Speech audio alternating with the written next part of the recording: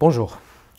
Aujourd'hui, on va parler de ANCOVA. Alors, ANCOVA, analyse de la covariance. Je vais d'abord essayer d'expliquer un peu ce que veut dire ANCOVA avec le modèle de régression que nous avons déjà vu.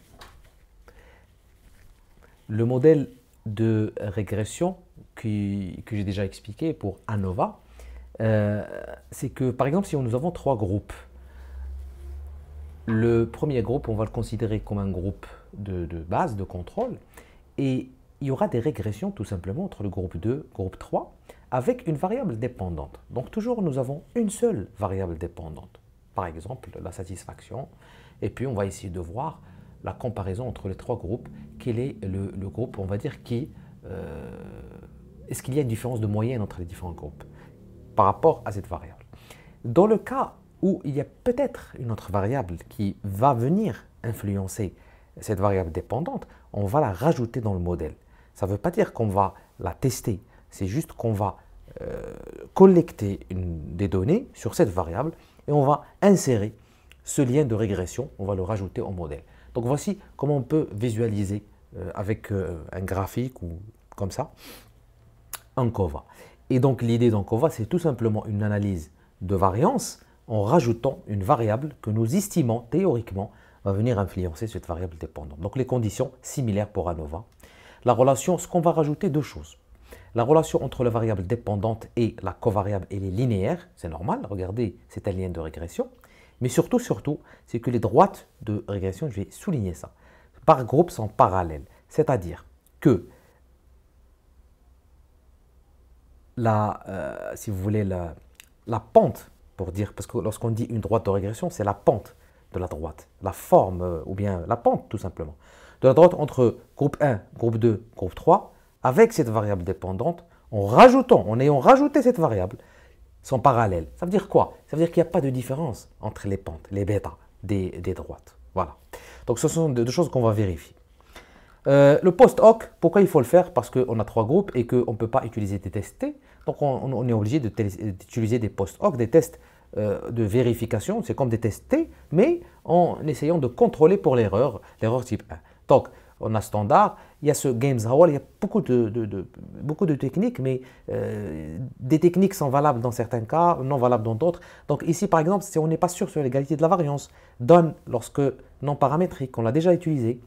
Les corrections, Bonferroni très conservateur, c'est-à-dire qu'il va vous donner une force, un pouvoir de test faible, plus faible. Tukey, il est très répandu, même taille et variance, d'ailleurs c'est le test qu'on va utiliser. Mais il faut qu'on ait la même taille et que la variance soit égale entre les groupes. Voilà, on va utiliser aussi la taille de l'effet. Oméga squared, c'est ce qu'on va utiliser. Si on a déjà 0,14, on a une taille qui est assez large, d'accord, une taille d'effet assez large.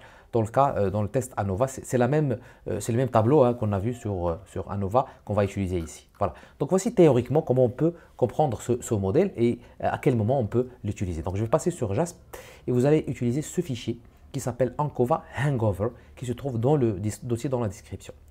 Donc ici c'est quoi? Je vais essayer d'expliquer la base de données. C'est des gens qui ont bu et on a essayé de mesurer leur bien-être, leur wellness le lendemain. Et puis hangover, c'est-à-dire leur gueule de bois. Et donc on a essayé de voir ceux qui ont bu de l'eau uniquement après, ceux qui ont pris un médicament Baroka et ceux qui ont pris du café. Et donc on a mesuré, c'est la variable dépendante, c'est wellness, c'est elle qui nous intéresse. Hein, dans le modèle, rappelez-vous, VD, variable dépendante. Et on a aussi collecté drunkenness, c'est-à-dire leur état d'ivresse, la veille, pour voir est-ce que cette variable va venir influencer leur bien-être, même s'ils ont pris ces éléments-là. Donc on aura bien sûr deux variables quantitatives, mais une seule variable qualitative qui représente les groupes. Donc ce qu'on va faire, c'est d'abord utiliser ANOVA pour voir est-ce qu'il y a un effet de groupe sur wellness. Bien sûr, c'est la première chose à faire. Même si on veut vraiment utiliser une autre variable, une covariable, c'est d'abord de voir est-ce que la variable dépendante est influencée par l'effet de groupe, tout simplement avec un test ANOVA. On voit bien ici que valeur de probabilité elle est supérieure à 0,05. On ne va pas rejeter l'hypothèse nulle d'égalité. Donc l'égalité des moyennes. Donc ce qu'on comprend, c'est que le bien-être, il est égal, quel que soit ce que vous avez bu. C'est à ce moment-là qu'on pourrait réfléchir peut-être à un COVA. Et c'est ce qu'on va faire. Donc on va toujours prendre la variable dépendante la même. Là, le groupe, c'est drink, c'est toujours le facteur. Et puis, drunkenness, qui est, comme j'ai dit, l'état d'ivresse, qui va venir être notre variable, notre covariable. Regardez, on va rajouter la taille de l'effet juste dans le modèle. Et comme j'ai dit, W carré, c'est, enfin, pas W, c'est oméga carré. Et donc, regardez, on a une valeur de probabilité significative, c'est-à-dire que maintenant, le groupe, bien sûr, influence significativement le bien-être après. Et puis, même cette variable, covariable, influence, regardez la valeur de probabilité, elle influence positivement le wellness. C'est-à-dire que plus on est, on va dire, on boit, on a un état d'ivresse un peu accentué, plus on est moins amené à avoir un bien-être. Donc, ce qu'on va faire, c'est essayer de voir les moyennes marginales. Pourquoi moyenne marginale? Pas les moyennes, parce qu'on va ajuster la moyenne avec cette variable, prenons en considération cette variable, ce facteur. Regardez, on a ici une différence. Ça nous donne une idée là où se trouve la différence. On voit bien que Baroka, ils ont une moyenne supérieure en termes de wellness, hein, de bien-être, par rapport à Coffee, ceux qui ont pris du café, et surtout, regardez, enfin les deux, hein, c'est presque la même chose. Donc on voit très bien qu'il n'y a pas de différence principalement entre café et l'eau. Ceux qui ont bu de l'eau, regardez 5,2, 5,3, il n'y a pas vraiment de différence. Donc peut-être que la différence ne se trouve pas ici. Donc je rappelle qu'un test ANOVA comme un COVA, c'est un test qui va vous donner uniquement s'il y a une différence ou pas. Regardez comme ici, mais on ne sait pas où se trouvent les différences. C'est pour cela qu'on va faire le post-hoc. Donc, d'abord, avant de faire ça, il faut qu'on vérifie. Rappelez-vous, les conditions. Il faut qu'il y ait l'homogénéité de la variance. On va vérifier ça. Regardez la valeur de probabilité. Il n'y a pas, on va rejeter l'hypothèse nulle d'homogénéité. Donc, il n'y a pas d'homogénéité de la variance. D'accord? On va vérifier par contre le QQ-plot. Rappelez-vous, la linéarité. On voit très bien qu'il n'y a pas de souci sur la linéarité et la normalité de la variable dépendante. Donc ici, on a déjà utilisé ce graphique. Je vous invite à voir la vidéo précédente. Et donc, on va aller directement sur test post-hoc et on va choisir notre variable dépendante, toujours, pardon, le groupe ici. On va le mettre ici et il va vous donner là où se trouvent les différences. Donc, j'ai déjà expliqué Tukey, c'est quoi quand on a la même taille d'échantillon. Comme ici, on a 10, 10, 10, donc il n'y a pas de souci. On peut utiliser Tukey. On va rajouter la taille de l'effet. Et regardez, on voit que Baroka Coffee, il y a une différence qui est, regardez la valeur de probabilité, significative. Je vais rajouter ça, marquez-les comme ça vous facilite la lecture si vous avez beaucoup de groupes. Donc vous avez 2 étoiles, 2 étoiles. Ça veut dire qu'entre Baroka et Coffee, il y a une différence significative. Elle est positive, regardez la différence. Ça veut dire que supérieur pour le groupe qui a bu Baroka par rapport à celui qui a bu le café et supérieur par rapport entre le groupe qui a bu Baroka et celui qui a bu de l'eau. Regardez, la différence, elle est positive et significative. Par contre, elle est presque zéro et elle n'est pas significative entre café et water. D'ailleurs, on l'a vu ici, regardez la différence de moyenne, 5,2, 5,3. Voilà. On peut visualiser ça graphiquement en utilisant un graphique qui est très intéressant.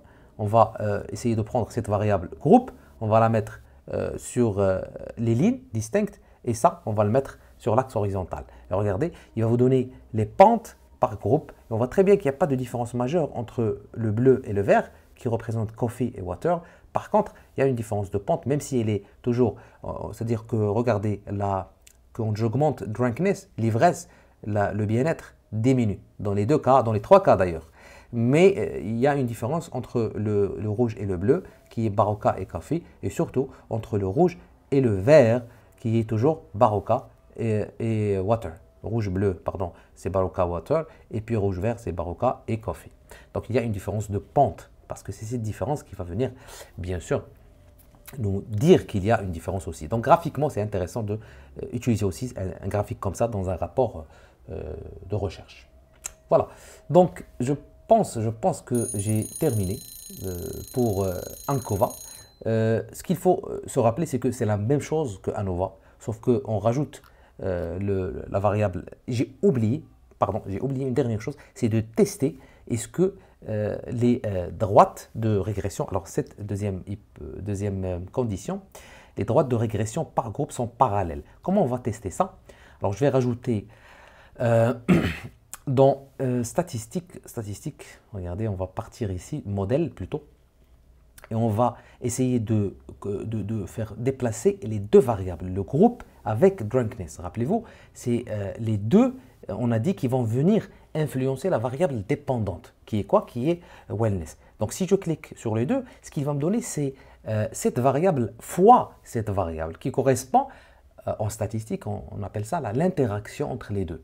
Ça veut dire que l'interaction entre le groupe et l'état d'ivresse, est-ce qu'elle influence, regardez la valeur de probabilité, significativement la variable dépendante qui est wellness. Regardez bien que ici, la valeur de probabilité est très très élevée. Donc on va rejeter, on ne peut pas plutôt rejeter l'hypothèse nulle. Et donc il n'y a pas de lien significatif entre l'interaction du groupe et de l'état d'ivresse sur le bien-être. Qu'est-ce que cela veut dire? Cela veut dire que tout simplement c'est la même chose. Si je change de groupe, drink c'est le groupe, et mon état d'ivresse, les deux ensemble, n'influencent pas cette variable dépendante. Ça veut dire le passage d'un groupe vers un autre, il n'y a pas de différence. Et qu'est-ce que cela veut dire? En une phrase, ça veut dire que les droites de régression sont parallèles. Parce que s'ils étaient différentes, elles allaient avoir des pentes différentes. Et donc leur interaction allait être significative. Mais parce qu'elle n'est pas significative, cette interaction, ça veut dire qu'ils ont la même pente, qui est finalement la différence entre les pentes et les deux zéros. Et c'est pour cela que, d'abord, le test de régression, il teste que, je le rappelle, que le bêta est égal à 0. C'est ça le test de régression. Donc, puisqu'ici on a une valeur de probabilité qui n'est pas significative, ça veut dire que le bêta de l'interaction est de 0 dans la population. Et ça veut dire tout simplement qu'il n'y a pas de différence entre les groupes par rapport à l'influence sur la variable dépendante. Donc j'espère que j'ai expliqué ce point qui est essentiel. Donc on va, bien sûr, on vérifie juste l'hypothèse parce que sinon ça va changer les résultats ici. Et donc je fais revenir cette variable et comme ça j'aurai ici deux variables, plutôt deux différences significatives, Paroka Coffee et Paroka Water. Donc voici pour Ankova.